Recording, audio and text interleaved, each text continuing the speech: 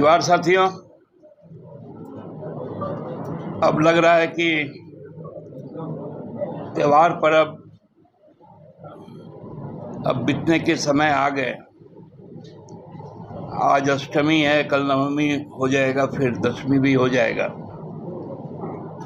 और फिर चुनाव का पर्व यहाँ पर शुरू हो जाएगा। चुनाव का पर्व जहाँ चौथे चरण में होना है वहाँ भी शुरू हो चुका है। आप लोग देखे होंगे कि सिंहभूम का इलाका जो हमको लगता है सिंहभूम हो चाहे लोहरदगा हो, पलामू हो,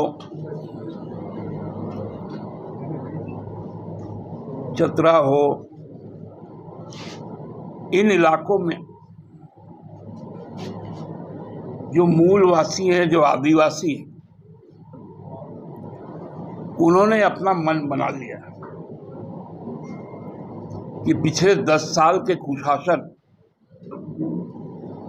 और उनके अरमानों के साथ खेलने का जो खूंटी में जो प्रयास किया गया है उससे लोग कितने व्यथित है और क्रोधित है।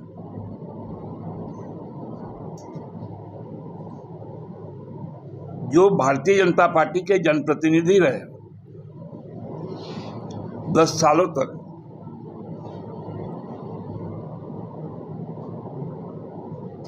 उनका जो व्यवहार रहा अपने क्षेत्र के लोगों के प्रति, उनके मुद्दों के लिए,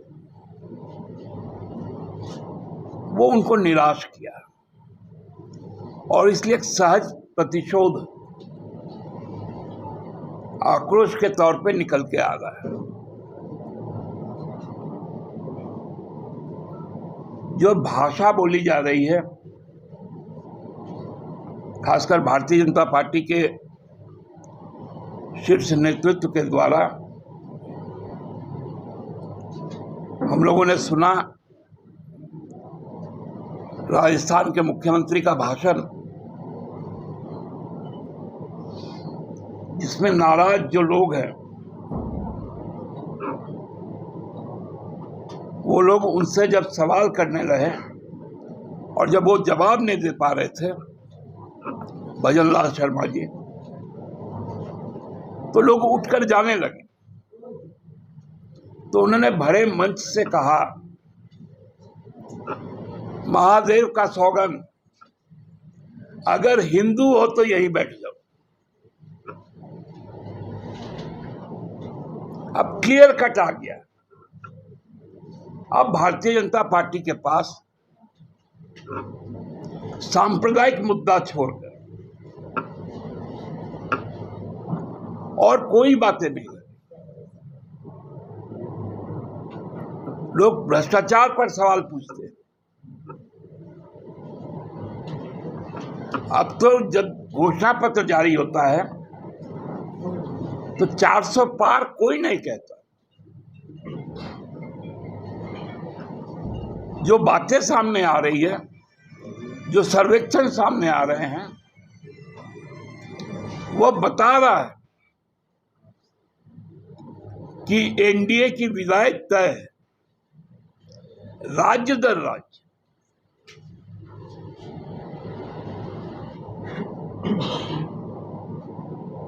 और उसी की बौखलाहट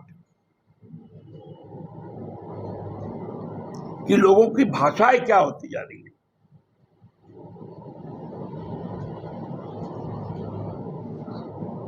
यहां के प्रदेश अध्यक्ष डर गए हैं, सहम गए हैं अपनी संभावित हार को लेकर। अब न्याय उलगुलान के प्रति उनके शब्द क्या है।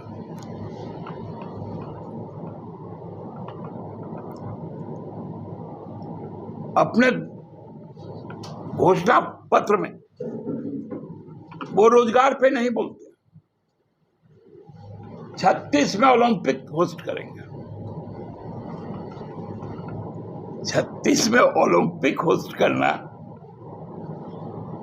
क्या इस देश के राजनीति का कोई मुद्दा है?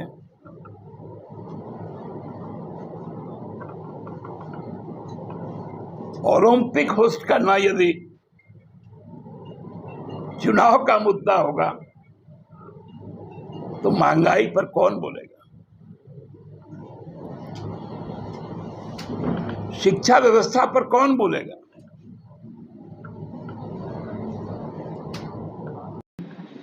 रोजगार पर कौन बोलेगा? महिलाओं की भागीदारी पर कौन बोलेगा?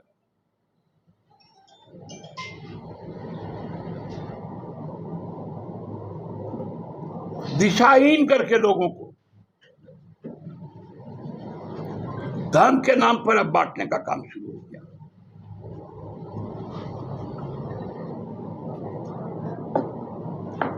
हम लोग बात कर रहे हैं मुद्दों की,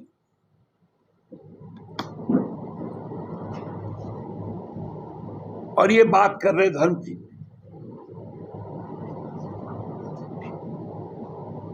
धर्म तो हमारा आस्था है और धर्म पे ही बात करना है। तो आदिवासी धर्मकोड, सरना धर्मकोड क्यों नहीं है,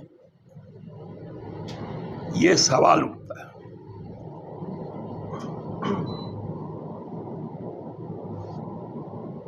अब तो ईडी की रेड ना हो, ये आप लोगों के लिए खबर होगी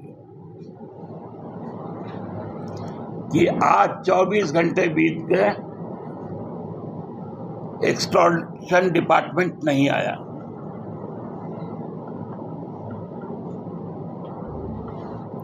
चौबीस घंटे बीत गए, करप्ट ब्यूरो ऑफ इंडिया नहीं आया। ये आप लोगों के लिए खबर होगी। कोई बोलेगा 40 घंटे तक नहीं आया।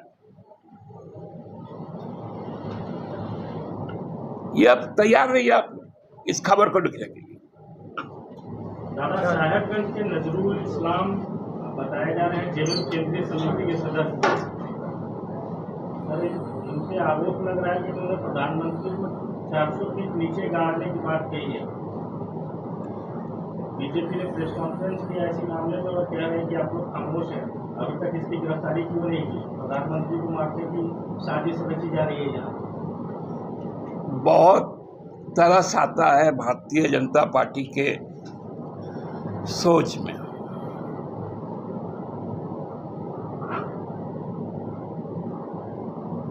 हमारे जो कार्यकर्ता हैं वो एक चुनाव सभा में इस बात को बोले। चुनाव सभा में राजनीति की बात होती है। भाजपा को पहले ये बताना चाहिए कि संसद के अंदर में प्रधानमंत्री मोदी जी ने किस हैसियत से कह दिया कि अब की बार 400 पार, मतलब 400 सीटें आएंगी। तो उसमें हमारे कार्यकर्ता ने कहा कि 400 फीट नीचे भाजपा को हम लोग जमीन दोज करेंगे, मतलब 14 का 14 सीट यहां भाजपा साफ होगी, बिहार में हाफ होगी।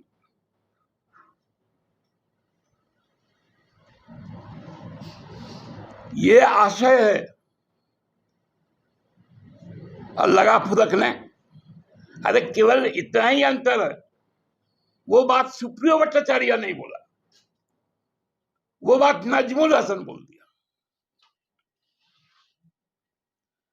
सुप्रियो भट्टाचार्य यह बात बोलता या मनोज कुमार पांडे ये बात बोलता तो ये इशू नहीं बनता। नजमुल क्या बोलेगा भाई?